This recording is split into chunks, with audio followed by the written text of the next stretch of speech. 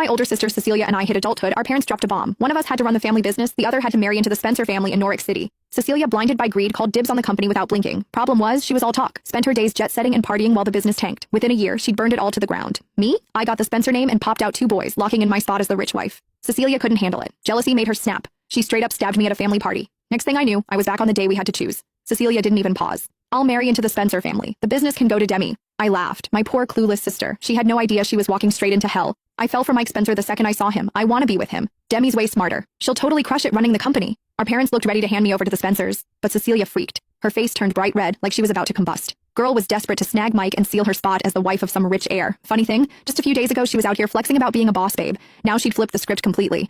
Mom and Dad were too stunned to say anything, totally thrown off by how fast she switched up. Me? I stayed quiet on the couch, flipping through the company's financials with a smirk. Even with a second shot at life, Cecilia couldn't help crashing headfirst into the same mess. Mom kept quiet, but Dad had thoughts. As usual. Cecilia, it's better to count on yourself. Sure, he might like you now, but people change. I've heard things about Mike. Not exactly glowing. Just think about it. I don't want you getting hurt. He wasn't wrong. Banking your whole life on some guy? Dumbest move ever. Dad had seen it too many times. Men ditching their day one wives the second they got rich. The women who stuck around got left in the dust. No surprise he didn't want that fate for us, but Cecilia wasn't having it. Maybe she remembered how good I had it in my last life. Chauffeured in luxury cars, stacked bank account, and 2 picture-perfect sons everyone envied. She clung to the idea that marrying Mike beat running the company and watching it crash. Dad's warning went in one ear, out the other. She even poked her ear, annoyed. Oh, Dad, that's just because those women were useless. I'm gorgeous and charming. He'd be lucky to have me. Why would he leave? You've met him. He's a total gentleman. Those rumors are trash. She looked like she already had the trophy in hand, eyes glowing with pure delusion. To her, this was a dream path. Why hustle through endless meetings and travel when you could sip wine and hit parties as a pampered housewife? I dropped my head, biting back a laugh. Mike might play the polished prince in public, but behind closed doors,